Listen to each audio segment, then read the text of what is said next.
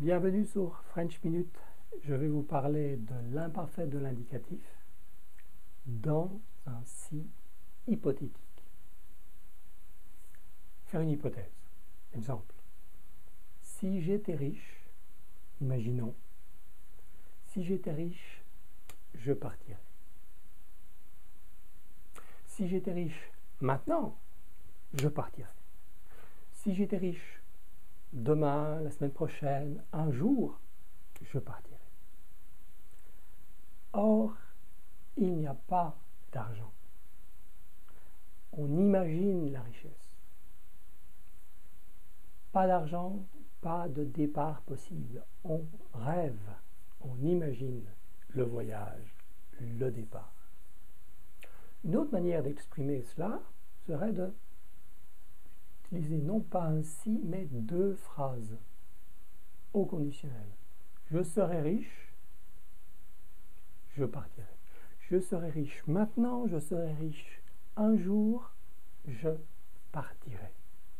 Voyez, on imagine quelque chose qui n'existe pas, pas d'argent, pas de voyage, et on l'exprime au conditionnel. Alors faisons un petit détour par le conditionnel, c'est le mode conditionnel. Modus, la manière, une certaine manière de parler des choses. Il y en a d'autres, la manière du subjonctif, la manière de l'impératif, la manière de l'indicatif. Parler à la manière de l'indicatif, c'est dire à la personne qui vous écoute, ce que je dis, c'est la réalité. Ce que je dis et la réalité, c'est la même chose.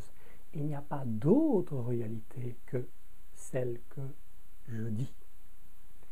Je dis que quelque chose a eu lieu dans le passé, eh bien, quelque chose a eu lieu dans le passé.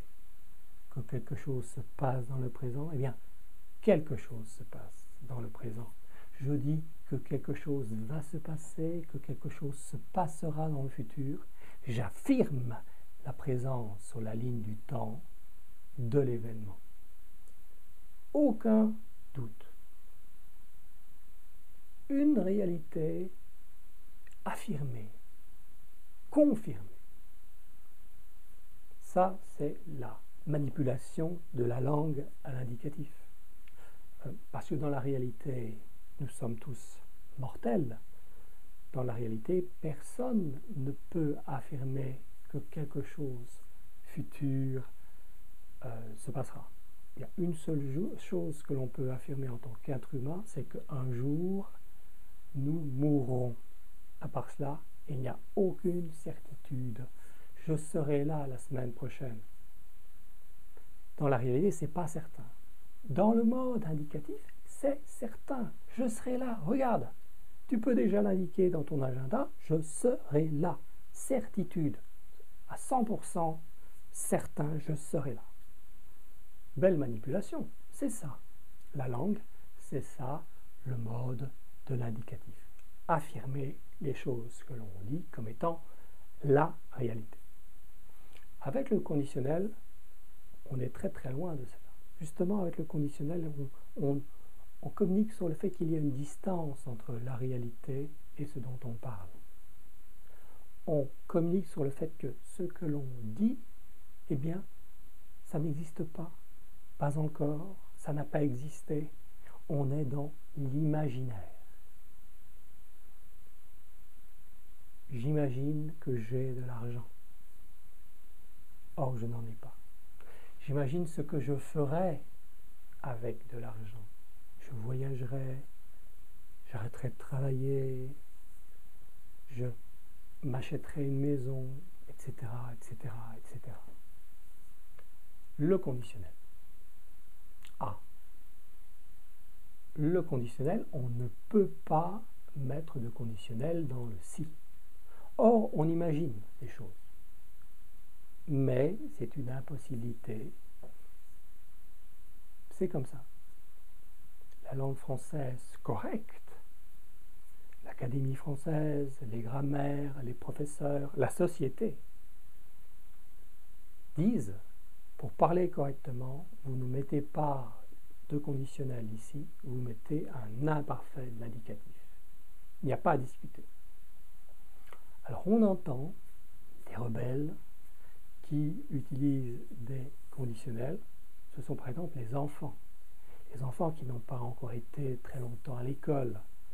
On n'aura pas répété « c'est faux », ne mets pas de conditionnel, mets un imparfait, et encore, encore et encore. Les enfants se trompent souvent et mettent des conditionnels. Ils sont logiques.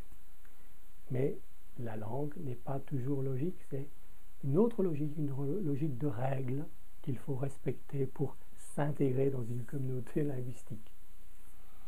Un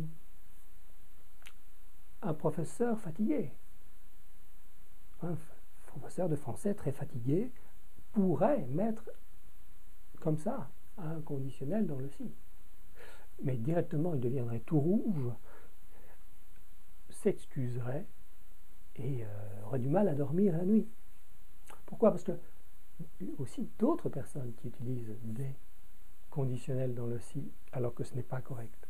Les gens souvent défavorisés, qui n'ont pas été très longtemps à l'école, qui n'ont pas donc intégré des règles qui sont peut-être illogiques, mais qui sont obligatoires pour parler correctement le français.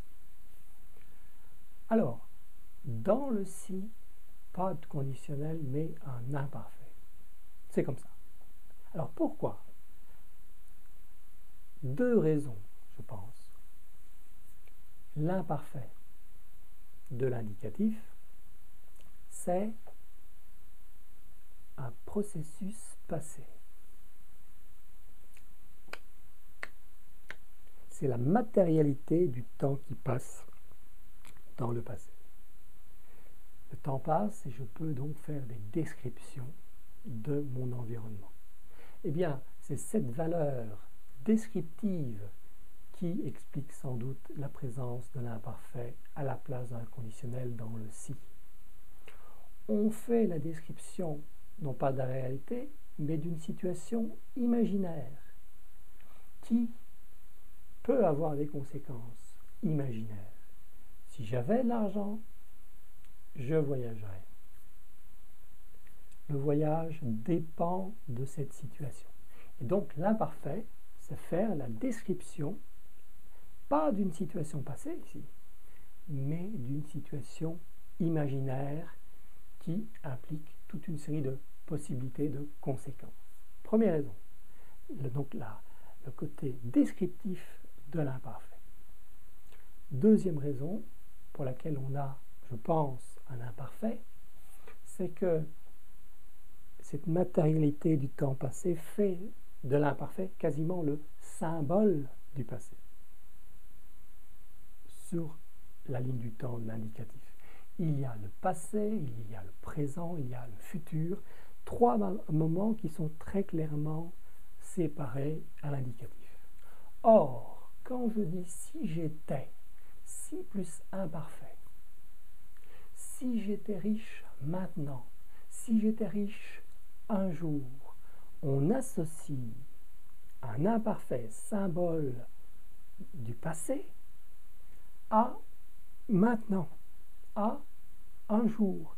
Donc on associe le symbole du passé à une situation présente ou future. Totalement impossible au niveau de l'indicatif. Totalement paradoxal, incroyable. Eh bien, c'est ce choc-là qui est sans doute recherché. On ne peut pas associer imparfait et maintenant, imparfait et un jour prochain sur la ligne du temps de l'indicatif. Eh bien, si on ne peut pas, ça veut dire que on n'est pas à l'indicatif. On n'est pas dans cet effet de réel. Non, on est dans une autre manière. On est dans l'imaginaire. C'est cela que veut communiquer le choc de l'association de l'imparfait avec maintenant, de l'association de l'imparfait avec un jour. Ce n'est pas de l'indicatif ici. Nous sommes dans une autre dimension qui est la dimension de l'imaginaire. Voilà, je vous laisse regarder le tableau en fin de vidéo.